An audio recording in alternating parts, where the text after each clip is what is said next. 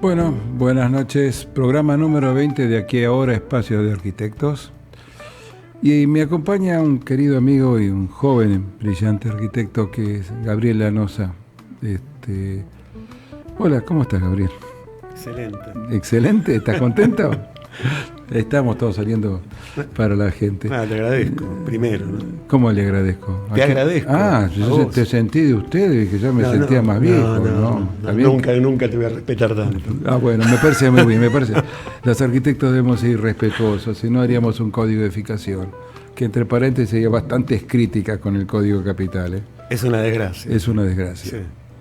Escúchame, estuve viendo todo el tremendo material que me mandaste y realmente me gustó mucho, lo estuve analizando y hay como una evolución proyectual muy interesante. Y, bueno, tenemos muchas cosas, ¿no? Sos profesor adjunto de la facultad, de la cátedra de Mosca, otro querido amigo.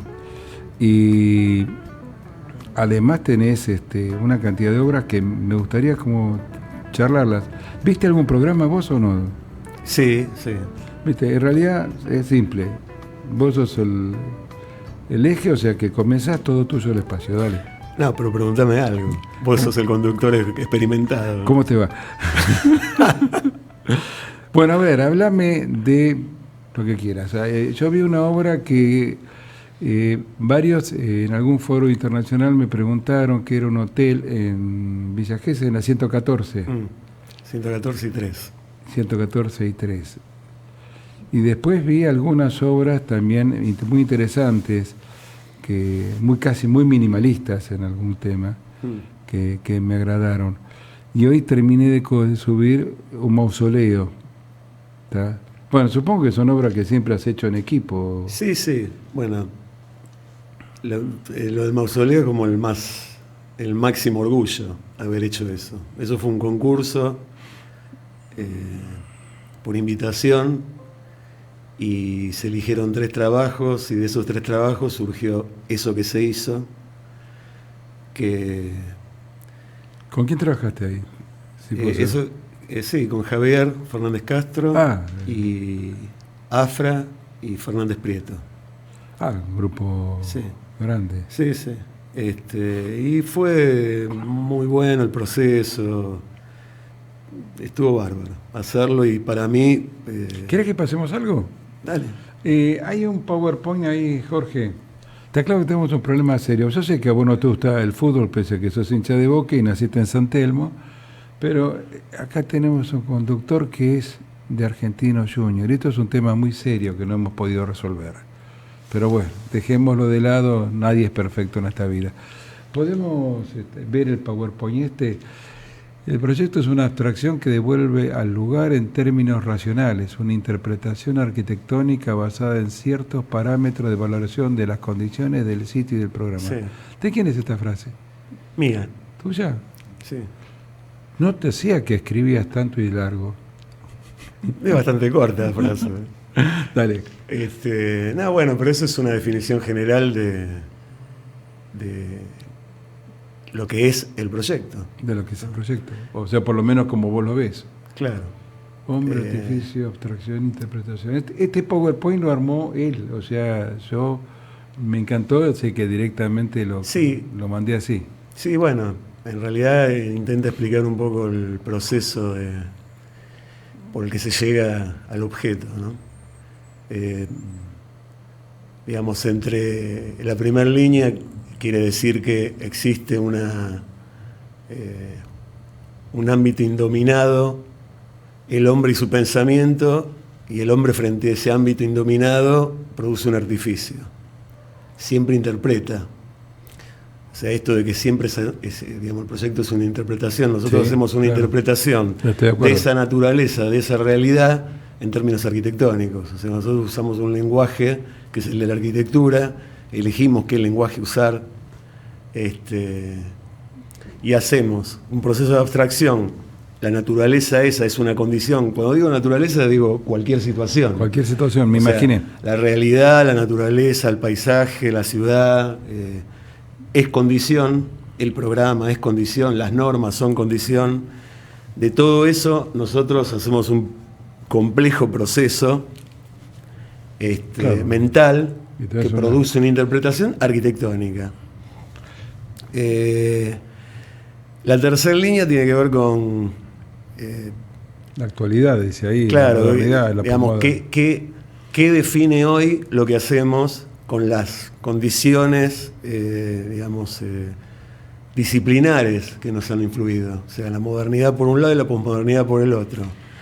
¿Cómo encajás este bendito movimiento moderno que ya tiene como 70 años acá? No, es que el movimiento moderno es el que puso en claro esto de la abstracción. O sea, estoy de acuerdo, lo que te quiero decir es, en un contexto más latinoamericano, más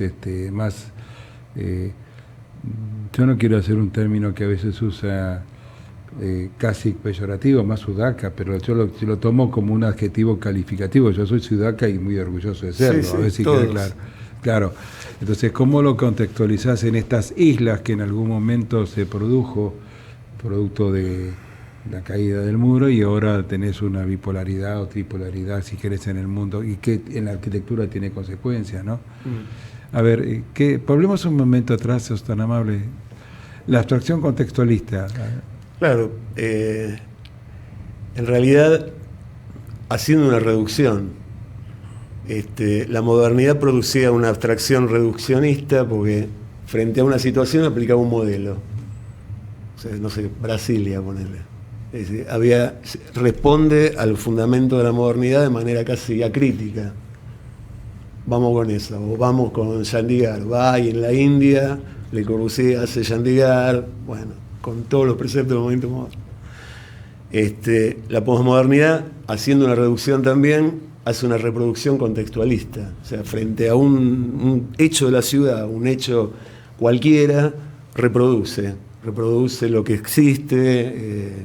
Si hay casa chorizo, vamos a casa chorizo. Bueno, en realidad lo que nosotros podemos rescatar de eso es esa preexistencia, los valores de esa preexistencia y el proceso de abstracción del movimiento moderno. A eso se refiere la última frase, a que el proceso de abstracción que propone el movimiento moderno, que es, no hay vuelta atrás con eso, o sea, habiendo tomado conciencia de que la producción de arquitectura tiene que ver con esa necesidad de abstracción, con ese proceso mental que hace que nosotros podamos producir algo, tiene que estar influida por la realidad.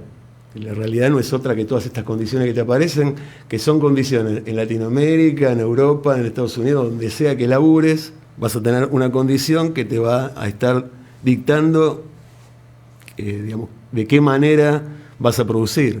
O vas a hacer una abstracción de esa realidad con el lenguaje arquitectónico, con el material que nosotros tenemos para trabajar, y con eso vamos a llegar a esa abstracción contextualista, que sería lo que estamos haciendo hoy. Lo que más o menos todos estamos haciendo hoy. En realidad esto está hecho por mí, este texto, pero me parece una excelente síntesis. Pero todos estamos haciendo más o menos esto. Y como siempre digo, yo aprendo, y sobre todo de los jóvenes aprendo. Sí, por ahí no es tan... No te vas a ofender por lo de joven, pero... No, te agradezco. Le agradezco. Manipulación del plano, decís acá. ¿Qué es eso? Claro, bueno, lo de la manipulación del plano tiene que ver ya con una lectura... Sí, así que pásalo. A ver. Sí. Que en realidad se puede entender... En la antigüedad se vivía en cuevas. O sea, se excavaba un agujero en una roca, y el tipo se metía ahí adentro y vivía adentro de una roca. Pasando el tiempo, la arquitectura fue cada vez más alejándose de la cueva, digamos, del muro pesado y gordo para sostener los pesos necesarios para hacer un techo. Se pasó a que ahora casi no necesitas estructura para aguantar, para armar la caja arquitectónica. Con lo cual, en realidad, nosotros lo que hacemos es habitar entre planos. O sea, nuestros espacios están conformados por planos. Eso que hay ahí, estos 4 son planos que tienen huecos y qué sé yo, y este es un plano y este piso es otro plano. O sea, nosotros podemos, en realidad, considerar que lo que producimos es el resultado de manipular planos, relacionarlos y construir lugares entre planos. Dale, sí. Bueno, ese es el lenguaje que entiendo que ahora estamos usando. Digamos que los elementos cada vez son menos que utilizamos, y se reducen casi en su totalidad a la manipulación del plano. Conceptualmente tu mirada ideológica, ¿no?, del tema. Bueno, sí, tiene que ver con una, qué sé yo, agarrarse el pabellón de Barcelona, por ejemplo, que en realidad digamos, si por ejemplo el Congreso es una composición de volúmenes, sí, que vos lo podés reconocer como tales, podés ver los 2 prismas laterales, el prisma central interrumpido por el prisma vertical que remata en la cúpula y qué sé yo. Bueno, el pabellón de Barcelona es una composición, casi en términos clásicos también, de planos. O sea, el volumen ese pasa a ser un plano, ya no hay más volumen. El volumen termina siendo compuesto por planos. O sea, vos ves esa obra, y esa obra no es que no es un volumen, es un volumen que está, si uno hace una lectura conceptual, se puede descomponer en la cantidad de planos que lo construyen. Además eso está enfatizado. Y eso está enfatizado porque el tipo hasta le da una materialidad diferente a cada plano, ¿no? Yo la pregunta que te hago es, veamos un poco de estas obras que tenés acá. Esta es una casa que creo que te publiqué el otro día. Sí.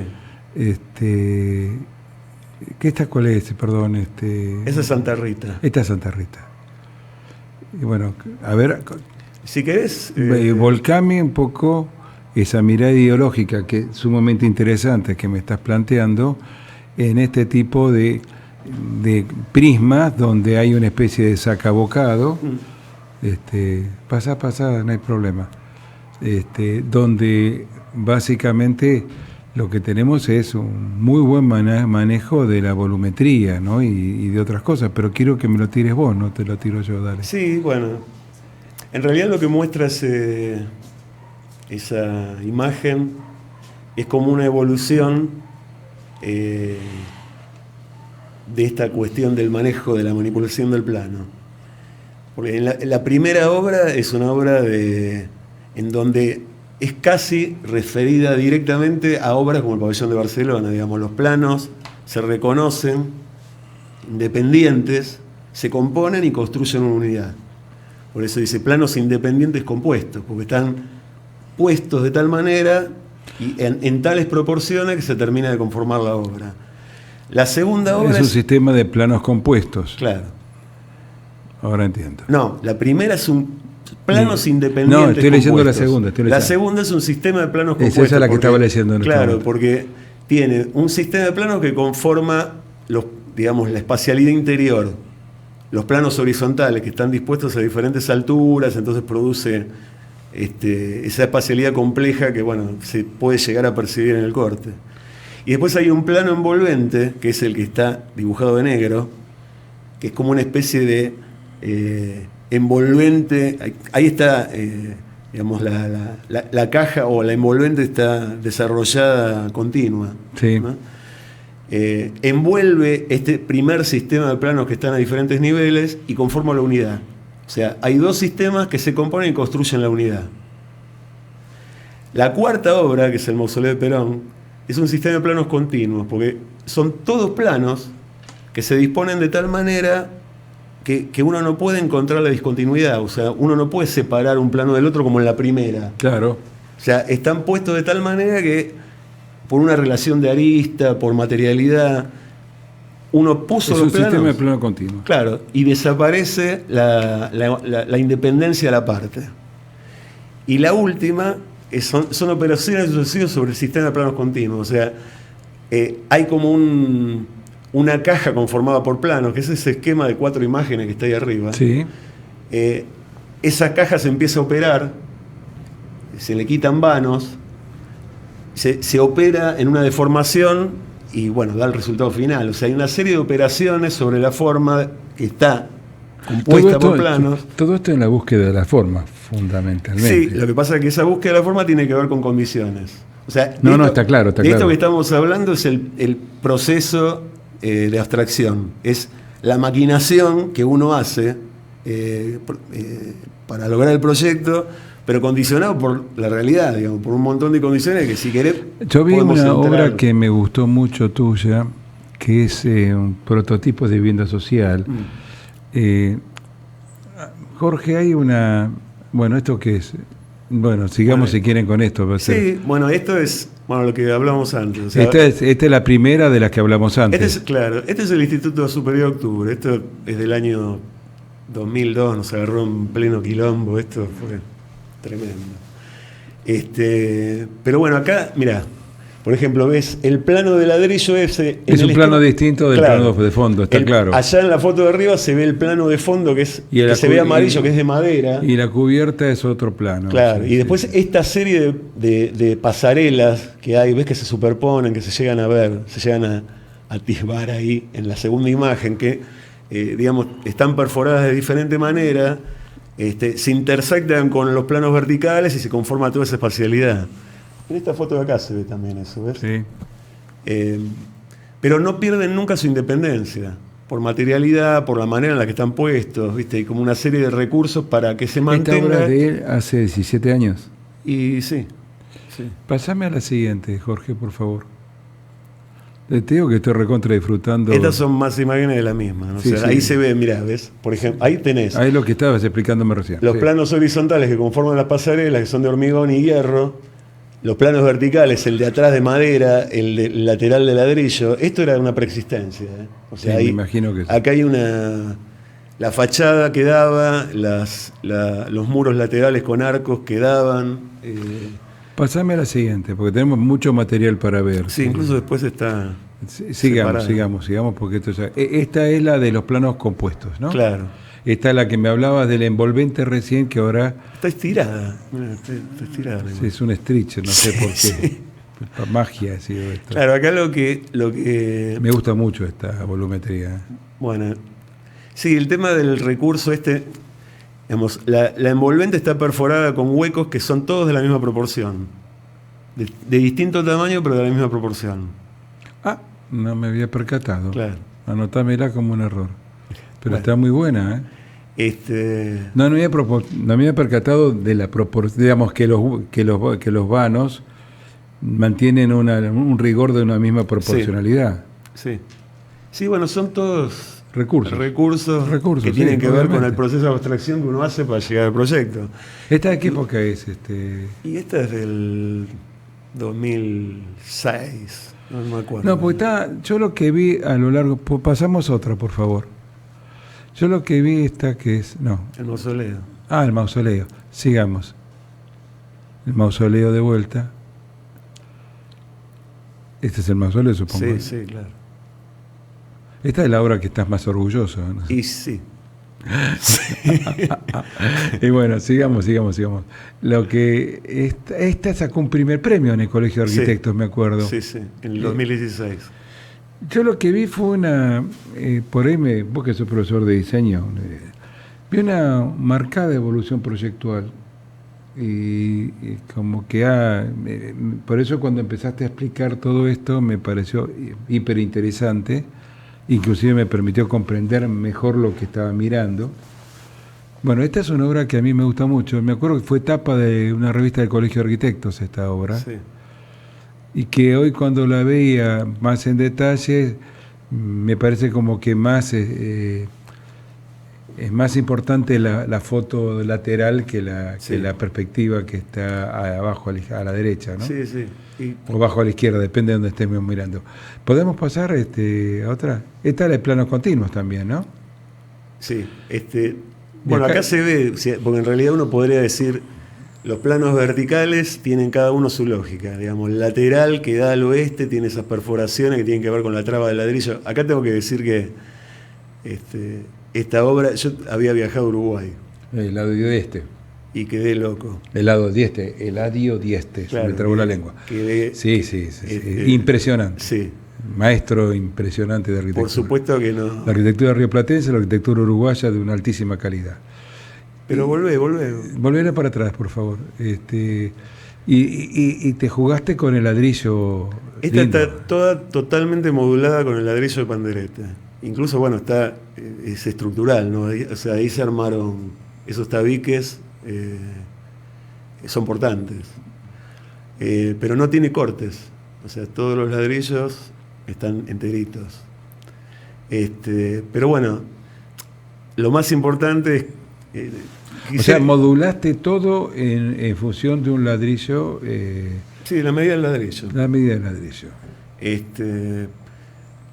Lo que te quería aclarar, digamos, porque estamos hablando siempre en términos abstractos como si no hubiera un contexto. No, me imagino, pero como entraste desde ese ángulo, yo respeté del ángulo en que vos entraste. No, porque vos me preguntaste. Sí, te pregunté cómo estabas, y ya me dijiste cómo estabas, dale. Sí. No, bueno, esto es así porque el terreno tiene adelante una plaza, al costado el oeste y hacia atrás la expansión. Entonces ese tubo que se arma lo que pretende es mirar la plaza, mirar a la expansión y controlar el oeste. Porque además de ser, digamos, tiene un poco más de terreno al costado, pero además tiene mucha arboleda, entonces el paisaje es lindo. ¿Esta es la que me dijiste que la ampliaste? Sí, ahora se amplió hacia acá. O sea, la expansión creció para este lado. Hacia adelante nuestro, diríamos así. Sí, claro, o sea, hacia el fondo. ¿Más larga todavía? Sí. Quedó mejor que bárbaro. Sí, buenísimo. Sí, no tengo las fotos porque está recién, pero quedó buenísimo. Bueno, me alegro. Sí. Bueno, no. Fíjate que cada plano, o sea, los dos verticales, el de los huecos sobre el panderete, y el otro vertical, que en realidad es casi un volumen, que está conformado por planos paralelos cortos. Sí. Uno lo que hace es filtrar el oeste, y el otro lo que hace es meter la luz del este por encima del volumen de servicios. Y después está el plano del techo, que es el plano opaco, digamos, el que no tiene ninguna perforación ni... Con razón te dieron un premio por esto. Ahora le empiezo a como comprender más las imágenes que uno por ahí las analiza así fríamente como una imagen, ¿no? Y es excelente, me gusta mucho. ¿Esto de qué época es? ¿2012 por ahí? No, sí, más o menos. Sí, no me acuerdo, la memoria me falla. Sí, pero más o menos sí. 2010. Sí, Jorge, por favor, gracias. El lugar es muy lindo. ¿Esto qué es? Esta es una casa, esta es mi casa, una casa en Bécar, que en realidad tenía ese esquema que está ahí. Lástima que está todo estirado porque tiene otra proporción la cosa, pero bueno, el esquema ese muestra el proceso que le terminó dando forma, que es había una construcción existente, que es lo que está en el suelo. Sí. Se ideó una especie de caja compleja que está conformada por planos, pero que en realidad son dos cajas vinculadas por niveles intermedios. Sí.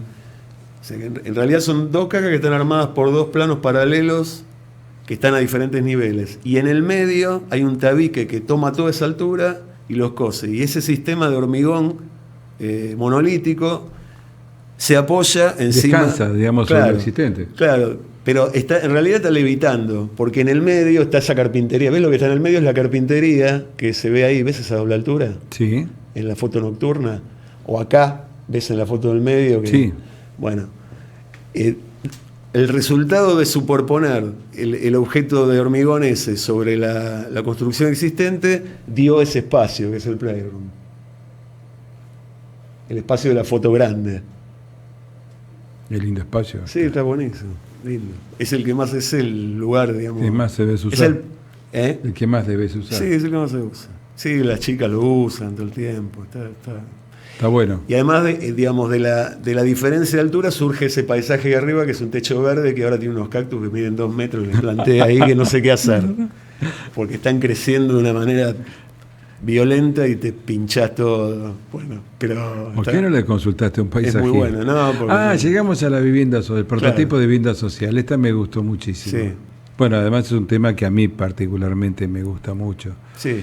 Lo de vivienda social, ya lo debatimos hasta el infinito y que los dos coincidimos, todas las viviendas son sociales, sí, pero es una deformación de hablar de la vivienda popular, ¿no? Claro. Sí, en realidad esto lo que pretende es...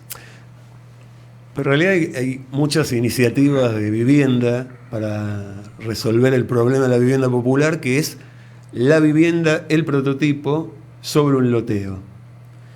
Y en realidad no hay discusión sobre la ciudad, porque lo que hay que construir es ciudad. O sea, la primer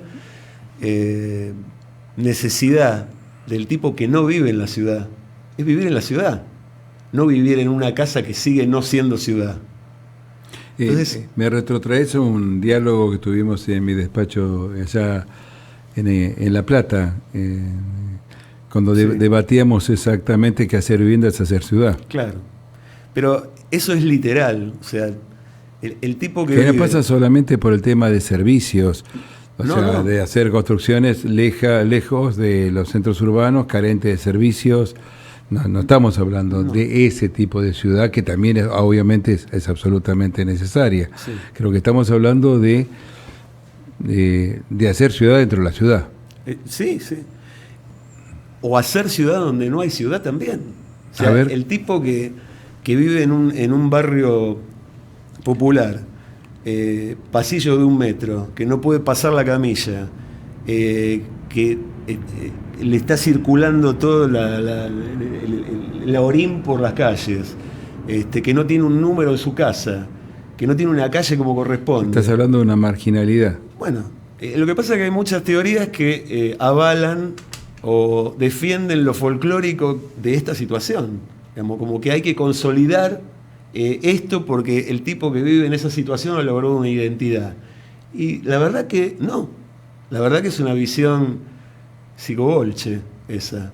O sea, lo que hay que hacer es que todo el mundo viva en la ciudad. ¿Por qué si nosotros vivimos en la ciudad, el tipo que vive en un barrio popular no puede vivir en una ciudad? Ese proyecto lo que pretende es hacer con la vivienda popular, hacer ciudad. Que haya una calle, que cada 9 metros haya un número con una puerta. ¿Puedo traducirlo de otra forma? Que haya un Estado presente. Eso no sería posible, digamos, pensar en esto si el Estado no estuviera. Claro. Igualmente nosotros fuimos Estado y digamos, hicimos mucha vivienda y desgraciadamente se hizo mal. No se hizo buena vivienda. Porque creo que... No se hizo buena, perdón, en estos términos que estamos hablando. No, te entendí claramente. No estás hablando de la calidad constructiva, estás hablando de... a veces que ciertos funcionarios se preocupan más por la estadística y por bajar el déficit habitacional, más porque por el producido arquitectónico y la calidad de vida de sus semejantes. Entiendo que te referís a eso, no a que tengan una buena capa aisladora o que tengan un buen material con el que fueron construidas. Yo creo que eso sí. Lo que ocurre es que además se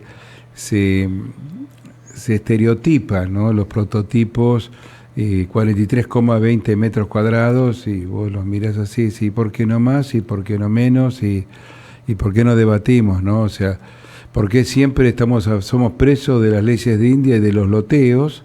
Y no de ninguna manera nadie se nos... Excepto que vayas a la propiedad horizontal, que ya estarías haciendo otro tipo de planteo, que también es válido. Sí. Bueno, en realidad ese proyecto es condominio. Volvemos un poquito a la imagen, porque no, esa no, yo quiero ver otra que está a continuación, ¿puede ser? Esta me gustó mucho. Este juego del estudio del... A ver, contalo vos. No, bueno, es que, digamos, condiciones básicas que tiene que tener una casa, digamos, que tiene que ventilar como corresponde, que tiene que estar bien orientada, que no es una preocupación en general, no solo en la producción de vivienda popular. En general, el pensamiento sobre el aprovechamiento de las condiciones en las que se encuentra el proyecto se soslaya.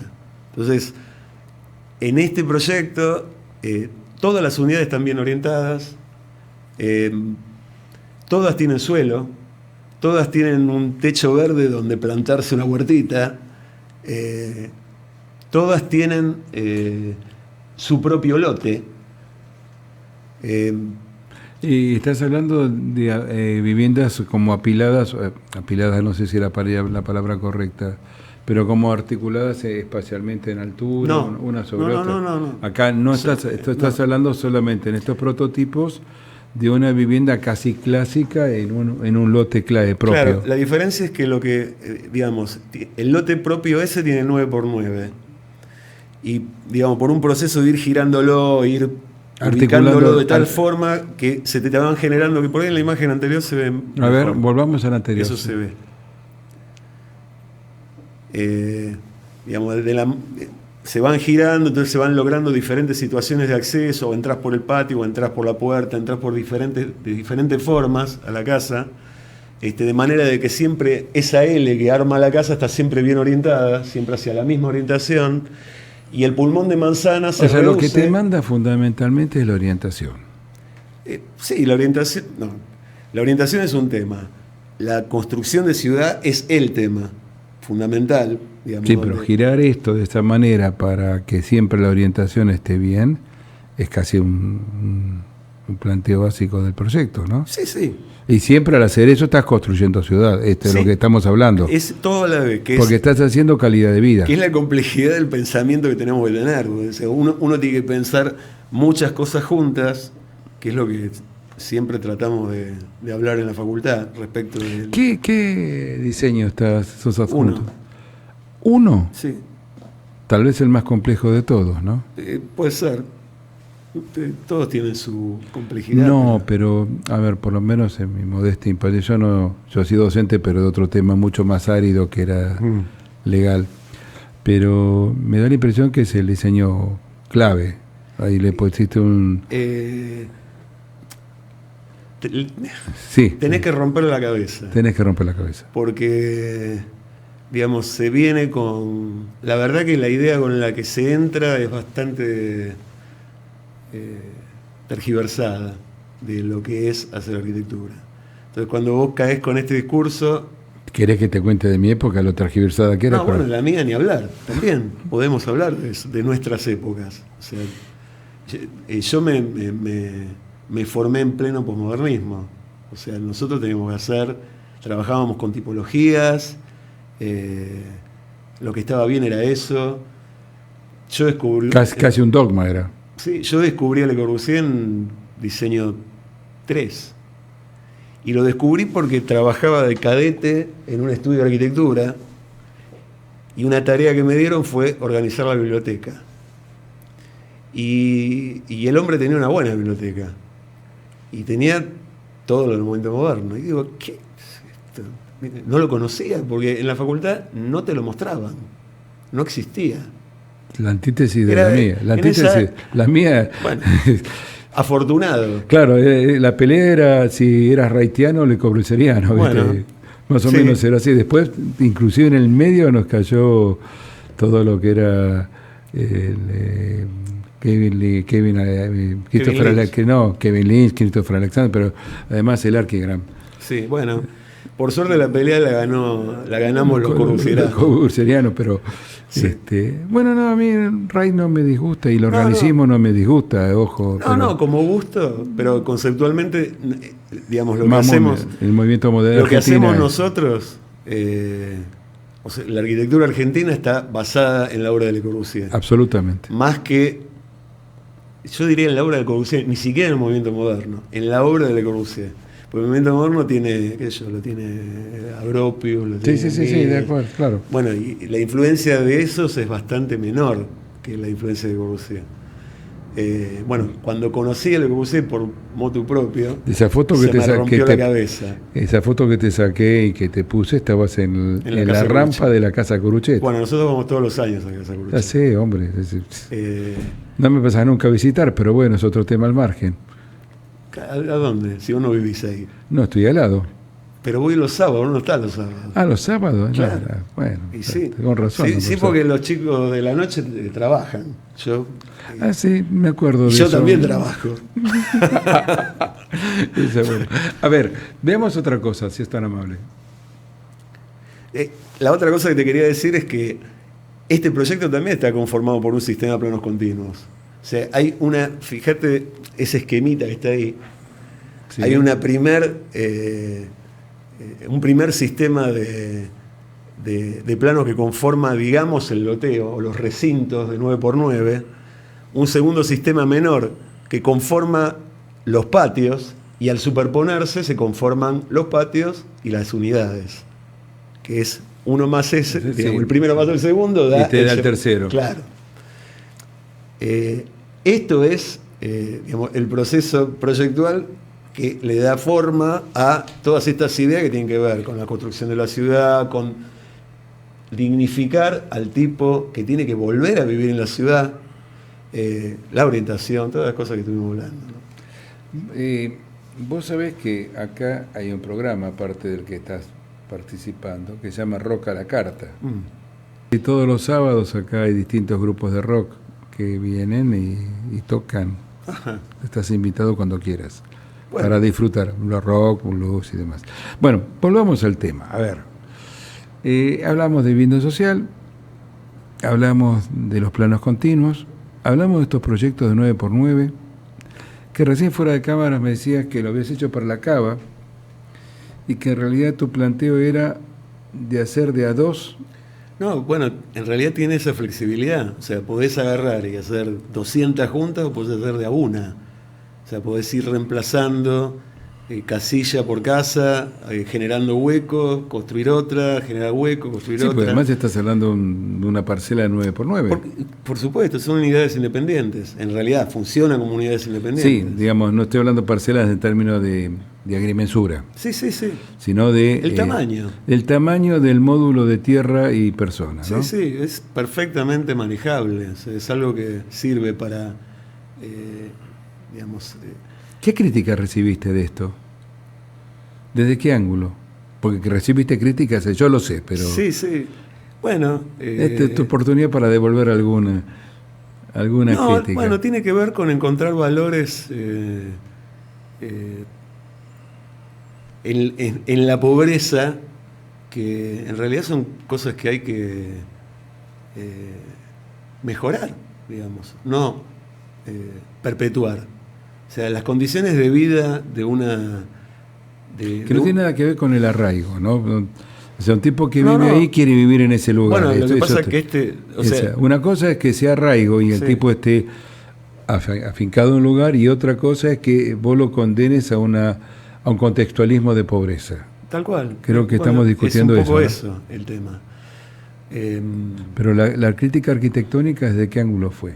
Folclórico. O sea, desde el ángulo... A ver, sos muy elegante para decir ciertas cosas.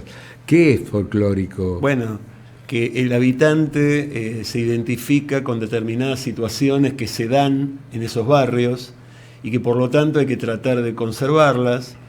Y bueno, la verdad que yo pondría a vivir en uno de esos barrios a alguien que no vive en esos barrios, que no está en esa situación, porque en realidad los que viven en villas, barrios populares, llegan ahí por una situación de emergencia, desesperada. No están ahí porque tienen la voluntad de vivir en ese lugar. Están del lado feo de la vida. Exactamente. Entonces, nuestro deber sería dignificar a esa persona, otorgándole la posibilidad que viva en una ciudad, con las características que tiene la ciudad. Calle, esquina, puerta, con número, que viene a dejarte una carta y te la pueden dejar, que viene la ambulancia y puede entrar. Cuestiones que son básicas, que todos nosotros las tenemos, ellos no las tienen, y ¿por qué no las van a tener? Digamos, si nosotros podemos hacer, pensando en todas estas condiciones, no digo que ese sea el proyecto para resolver el tema. No, está claro. Pensar en todas las cuestiones que hacen a la vida cívica, que todos tenemos que tenerlas, todos tenemos que poder disfrutar de esas condiciones. Sobre todo cuando todo lleva a pensar que va a haber un cambio de gobierno y va a haber un Ministerio de Vivienda, Hábitat y Tierra, ¿no? Y sí. Y hay que repensar de esto desde una política de Estado, un Estado presente. Sí, sí. Lo que pasa es que hay que poner en un primer plano esta condición proyectual, si querés, que es la de que lo principal es la dignidad del tipo que va a vivir en ese barrio, digamos, ¿no? Que no sé, me hiciste acordar cuando hablabas de eso. Yo vi un proyecto que hizo un querido amigo mío, que es Roberto Frangella, que lo hizo ahí en la Isla Maciel, y él hablaba de cómo había logrado armar esto y cómo flexibilizaba, porque era una capilla, ¿no?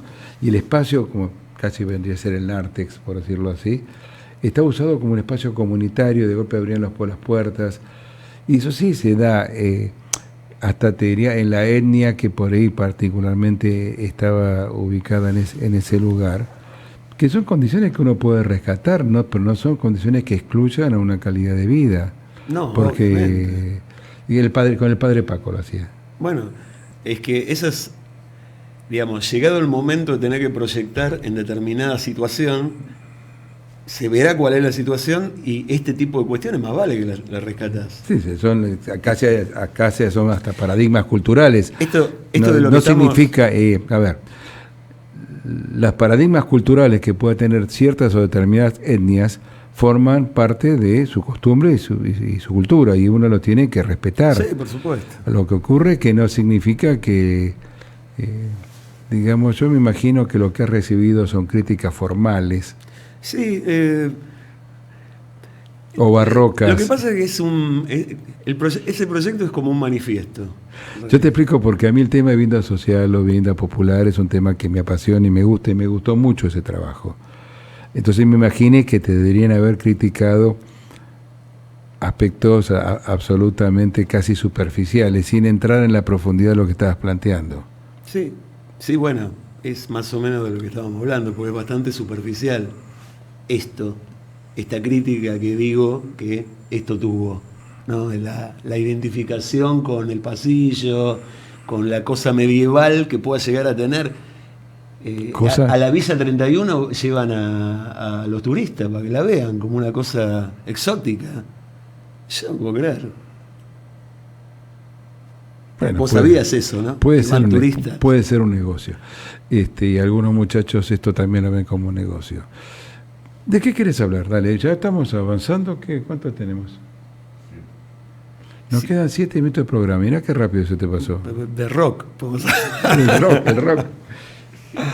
Rock a la carta, acordate, los viernes, los sábados a la tarde acá, en la Mutual de Arquitectura de la provincia. Sí. No, si querés podemos hacer un paseo. Dale, elegimos. Por obras. ¿Tenés por obras o tenés el Power? ¿Querés agarrar por obras? Sí, por ahí hay una... ¿Cómo le puse? Tigre. Casa Tigre. La carpeta que está 1, 2, 3, las obras. ¿Te ubicás? Tigre. Las caletas. Sí, esa. ¿Qué hiciste un tigre? No, es una casa. Lo que pasa es que esa es como el proceso proyectual es como el más desarrollado, digamos. Es el último. Anda pasando, pues. Ah, ya sé cuál, sí, la vi. No la publiqué esta. Pasá, Claro, porque esta parte de un prisma, digamos, los tipos ahí en Nordelta te ponen una serie de pautas muy... que digamos que lo que hacen es favorecer que hagas una torta con mansarda. Digamos, porque si haces una torta con mansarda, puedes hacer un piso más. O sea, en la mansarda puedes poner otro piso. Bueno, en realidad es porque los tipos persiguen un paradigma de lujo arcaico, y bueno, que la verdad que no tiene nada que ver con la arquitectura, y uno se revela porque no hay ninguna posibilidad. Pues seguro que estoy disfrutando de esta entrevista. Seguí pasando. Dale. Porque esto tenía, además, hay como una especie de modelo a instalar en el lugar que bueno, no da lugar al proyecto. Este lugar tenía la particularidad de que tenía como una visión sesgada del río. O sea, se veía eso. Se ve hacia allá el río. Es un barrio que tiene río, no todos tienen, la mayoría son lagunas falsas, ¿viste? Todo este desastre que hicieron ahí. A cuento de esto, excavás ahí, sale bolsa de basura. Sí, se rellenó sobre el humedal. Impresionante. Tiene una resistencia muy baja a la tierra. Sí, impresionante. Sí, de hecho tiene una platea descomunal esta casa. Pero bueno, lo que se hizo fue tratar de construir, porque hay algo que pasa en estos barrios también, es que son muy promiscuos, ¿viste? Son volúmenes que se instalan adelante y el perímetro es visible de todos lados y todos se ven. Entonces son muy pocas las obras tratando de entender la palabra promiscuo, donde la quería plantear. Que te ve, todo el mundo te ve. Sí, se ven. Yo no hubiera usado nunca la palabra promiscuo. Bueno, dale. Bueno, seguí. Medio. Sí. Bueno. Entonces, hay como una necesidad de construcción del espacio propio. ¿Y? ¿No? Entonces, esta obra lo que hace es eso. Básicamente, se muestra hacia la calle con una imagen completamente prismática, digamos que es el origen de la forma, construida por planos, que ahí se llegan a atisbar los planos, ¿no? Incluso hasta están puestos en evidencia por el buñado. Bueno. Y hacia atrás, que está esa vista sesgada, se le produce todo un proceso de deformación al prisma que hace que el volumen se gire de manera de poder ver el río, a la vez tapar al vecino de atrás, o no taparlo, sino que el vecino de atrás tenga una visión más interferida del espacio propio de la casa. Es un tema de privacidad. Sí, claro, de construirse el espacio propio, el patio. Digamos, las casas en estos lugares no tienen patio, no tienen lugares propios, no arman sus lugares. Es cierto. Arman frente-fondo. Bueno, esta todo lo contrario. Y en el mejor de los casos haces una integración de un espacio con el fondo, como un espacio semi-abierto. Sí, será más o menos transparente. Exactamente. Digamos, pero acá en realidad lo que se buscó fue que el objeto construyera ese espacio. Sigue pasando porque hay unas imágenes, unos dibujos que explican un poco ese proceso, que ya lo vimos antes, pero incluso hay... No, este no lo habíamos visto. Bueno, arriba están los esquemas que no se llegan a ver muy bien, pero ahí están los 4 esquemas de deformación del objeto, digamos, que se parte del prisma base, que es el prisma máximo que se podía construir, y se empieza a operar hasta lograr esa planta que parece muy extraña, pero en realidad surge de esta necesidad de tener lo que vos buscás siempre es la generación de ese patio. Claro, de construir ese lugar ahí ese abajo. Ese patio interno y privado, claro, de la finca. Exacto. ¿No? Que con no visuales del exterior. Y a la vez, desde la planta alta, tener visuales del río. Y desde el techo también. En el techo se sube y tenés toda una pasarela de madera. ¿Qué río es ese, perdón? Es el Luján. ¿Es el Luján? Sí. En la parte yo y lo que quería, que quedan 7 minutos, quería mostrar algo de lo de la facultad, porque... A ver, dale. Porque en realidad todo esto de lo que estuvimos hablando, todo este desarrollo tiene mucho que ver con que hace 25 años que tiene la facultad. Más. Claro, es todo tuyo. Desde que me recibí soy docente y cursé, y desde que soy docente, bueno, todo ese desarrollo lo estamos haciendo. ¿Hay alguna imagen o querés? Sí, no, hay imágenes. Dale, vos lo dirigís, Jorge. Al final del PowerPoint hay unas imágenes de la facultad. O sea que hay que volver al PowerPoint. Sí, o si no, fíjate, ¿no hay una carpeta de facultad? Eso. Bueno, eso es un ejercicio que hacemos de entrada, donde lo que les proponemos es, sobre una base prefijada, construir un espacio, o 2 espacios, o en algunos casos es una vivienda mínima, en otros casos es un programa, un observatorio, una especie de stand puesto en algún lado. Después hacemos un ejercicio que es parecido a lo de las casitas que estuvimos hablando. Claro, estaba mirando exactamente eso. Nosotros lo que hacemos es dar unas condiciones mínimas de programa, de vivienda, mínimo, unas condiciones de límite, o sea, suponemos que hay 3 medianeras o hay 2 medianeras. 3 medianeras es que es un terreno entre medianeras, claro. Y 2 medianeras es un terreno en esquina. Sí. Entonces, cada uno hace su proyectito muy rápido, es un esquicio esto, muy rápido, y después se componen manzanas. Cada alumno hace su unidad y después va, pum, y después de componer esa manzana se producen algunas alteraciones en cada uno de los proyectos en relación a la medianera que tienen, que es un poco la base de proyectar en el tejido residencial. Tener unas mínimas condiciones para entender el proceso abstracto de proyecto que te permite proyectar. Bueno, ese es un trabajo que hacemos sobre la Casa Curuchet. Pasal. Lo que reconocemos es, primero, que hay una estructura de la Casa Curuchet que es una envolvente perforada según las condiciones de la medianera, unos planos horizontales que conforman la espacialidad interior y las varillas que conforman las columnas. Bueno, nosotros lo que tratamos de hacer es, después de reconocer esto, de ir a verla, hacemos un ejercicio donde reducimos la cantidad de elementos. O sea, básicamente intentamos que desaparezcan las columnas, que solo aparezcan la envolvente y los planos horizontales, y combinarlos de tal manera que se convierta en un objeto monolítico. Porque viste que la Casa Curuchet tiene un montón de shaders para que los elementos se observen independientes. Sí, señor. La losa, viste, la losa... Sí, está claro, está clarísimo. Bueno, lo que nosotros intentamos es que eso no pase. Digamos, que se mantenga la espacialidad que tiene la casa. O sea, le quitas que las columnas, por ejemplo. Tratamos de que desaparezca toda condición de objetualidad de las partes. Digamos, que el objeto sea el final. Digamos, que los planos se coloquen de tal manera, tratando de conservar la espacialidad, de que el objeto final sea el objeto y no la losa, la columna, eso. Por supuesto fracasamos, porque el objeto va a ser siempre peor que el original. Pero hacemos ese ejercicio porque es una gran oportunidad de trabajar sobre la obra de Le Corbusier y tener, pues, nosotros llevamos a los flacos a ver eso, flaques, a ver eso. ¿Esto es una casa? O sea, no hay noción de que eso pueda ser una casa, hasta que lo ven. Entonces, es muy importante hacer un ejercicio sobre eso, porque nosotros tenemos experiencia de irla a ver y no pasa nada, porque nos sorprendemos todos, pasamos la sorpresa y nos olvidamos y después venimos con el techito de 2 aguas, la ventanita comprada en el ICI y listo. Hay que hacer un ejercicio sobre eso para cranear lo que vimos, hacer uso de esa experiencia. Entonces hacemos ese ejercicio.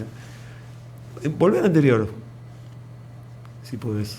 Nos vamos a pasarte, claro, ya del horario, pero no importa, no le des a Jorge que estoy hablando. Bueno, digamos, el ejercicio posterior a este que vimos del tejido abstracto, ese que vimos antes, es hacer una casa. O sea, hacer un proyecto de casa en condiciones similares, digamos, en esquina, entre medianeras. Acá no hay, pero estamos trabajando también en el Tigre, en la isla, casas sobre pilotis, de madera. Empezamos a trabajar. Palafito.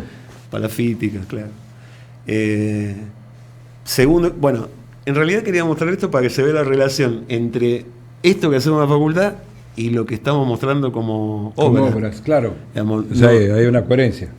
Sí, o sea, a lo que quiero llegar es a que la construcción del conocimiento que te da la facultad no para nunca, digamos, y por eso yo sigo en la facultad.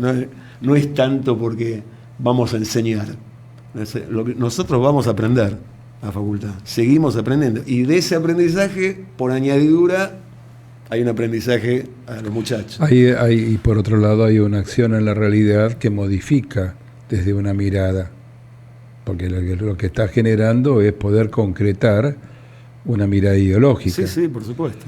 Eso a veces a mí me ponía muy mal cuando ciertas personas, y yo estudiaba, nos prohibían hablar de ideología, y cómo. Es imposible no hablar de ideología. No, bueno, eso seguro. Que no es partidocracia, estamos hablando de ideología, estamos concretamente planteando el tema en otro lugar. ¿Qué te querés hablar? Nos quedan un par de minutos, dale. Nos pasamos, pero no importa, nos da permiso. ¿Nos pasamos? Sí. No, agradecerte el espacio. Está para eso. Este es el espacio de los arquitectos aquí y ahora. Buenísimo. Te voy a invitar a que vengas dentro de 15 días, porque vamos a hacer un homenaje a alguien que yo sé que a vos te gusta, a Claudio Caveri. Sí, bueno. Van a venir. ¿Me mostrás la parte final del Power? No solo me gusta, sino que es un maestro total. Y cuando cuando estudiaba, leíamos los libros de Claudio Caveri, y son de una complejidad tremenda, digamos. Me rompió el cerebro el tipo. Es el día 5 de septiembre a las 19 horas en Aquí Ahora Espacio de Arquitectos. Pásame la siguiente, Jorgito, por favor. Como te decía antes, va a estar el hijo de Caveri. No solo a vos, sino a nosotros. No, bueno, yo fui cuando estaba cursando Diseño 3, mi docente era Marcelo Vila. Sí. Y fuimos con él, fuimos a ver a Moreno. A Moreno. A Trujuy. Trujuy se llamaba, ¿no? Creo que sí. Una locura. Y estuvimos ahí con Caveri, obviamente nos hizo pasar a la casa, quedamos, no sé, 2-3 horas con el tipo. Impresionante. Pero además parado bien en la aquí ahora, en esta tierra. Sí, impresionante. El hijo de Caveri, Adeso y Mastropieri me pidieron el espacio en función del homenaje que le hicimos a Juan Molina Bedia. O sea que, estás invitado a formar parte de la platea. Hoy tengo el abono acá, ¿viste? Que es el arquitecto Doracio, que siempre me sigue en todos los programas con querido amigo. Pero bueno, vamos a calculo que vamos a tener un público. Me encantó el programa, recibí una muy buena clase de arquitectura que disfruté en serio. Y qué bueno que haya gente que esté haciendo lo que haces y desde el ángulo que lo mirás. Bueno, en 15 días nos vemos Aquí Ahora, gracias a Gabriel. Gracias a vos. Y nos vino la recepcionista del estudio. No está más. Bueno, le compartimos eso. No, pero además no era recepcionista, hacía de todo. Compartamos la broma. No, de todo. No es que podemos tener problemas. De todo, una persona muy capaz. Bueno, sí, muy capaz. Mandarle mucho cariño de mi parte. Bueno, te espero el 31, ¿eh? ¿Seguro? 69 cumplo. Otro número. Otro para número. Chiste, ¿no? Dale, un cariño grande y gracias. La verdad que disfruté la entrevista. Bueno, gracias. Nos vemos en 15 días. Gracias Jorge por todo el trabajo. Bueno, Aquí Ahora Espacio Arquitecto. Listo, ya está. Cierra con rock también.